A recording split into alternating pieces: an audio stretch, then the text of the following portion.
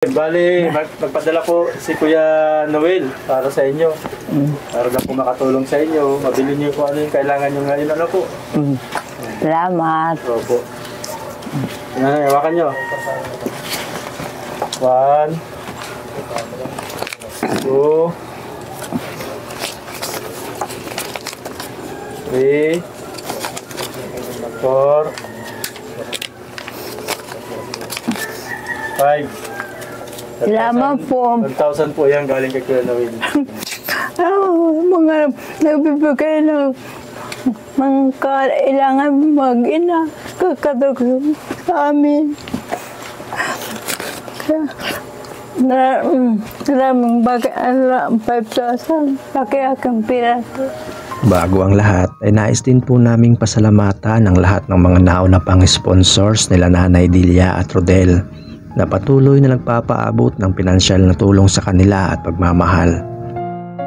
At syempre pa ay maraming salamat din po sa lahat ng viewers na nagmamahal sa kanila. Lubos-lubos po ang aming pasasalamat sa inyo.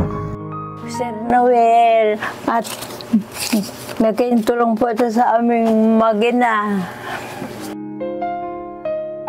Pero sino nga po ba si Nanay Delia at Rodel? Ano ang totoong kalagayan nila at bakit sila napamahal sa atin? Sa magpakumbabang bahay na ito naninirahan si Nanay Delia at Rodel dito sa bundok ng Jose Panganiban, Camarines Norte. Dancing Queen pa nga ang tawag ng mga taga rito kay Nanay Delia. Pwede nang talukan. Pwede nang talukan yung tinatanong, lusak na oh. Dahil sa walang tigil at talaga namang nakakapagod na hindi makontrol na paggalaw ng kanyang katawan. Kahit pa nga nakahiga na siya para matulog.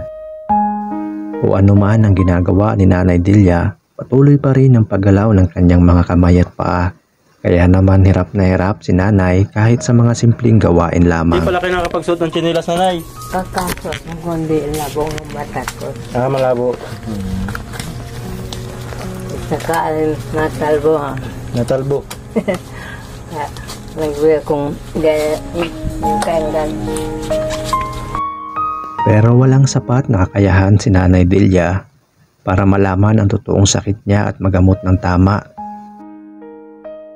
Boy, dito ka. Dali na.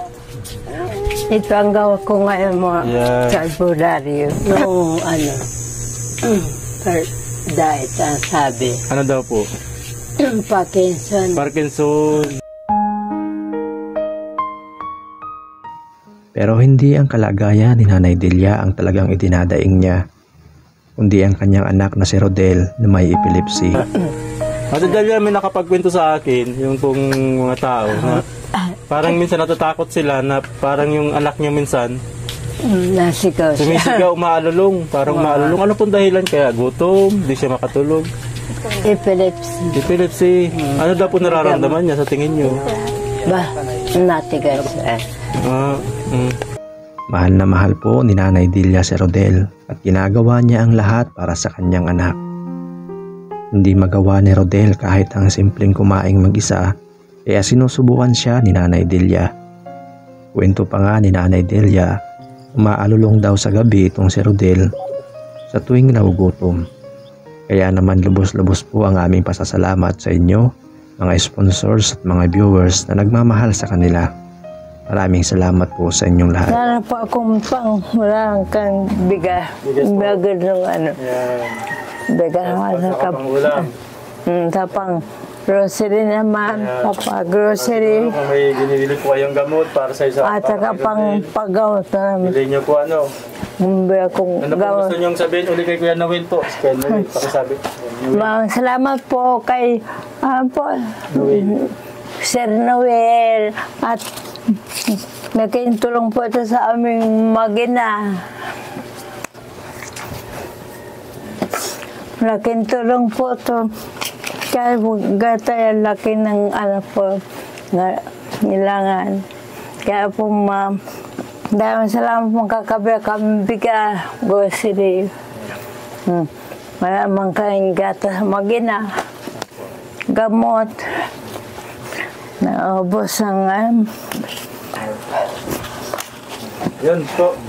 Okay, maraming salamat po, Kuya Noel. At napakalaki po sigurado na naitulong nyo kay Ate Delia. Dahil makakabili po siya ng ilang mga pangailangan niya.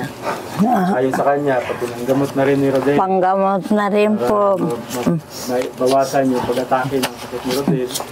Siyempre yun, kahit paano gumanda-ganda yung kalusugan nila. Yan, maraming salamat po, Kuya Noel.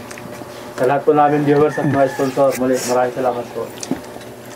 Dapat po. Salamat.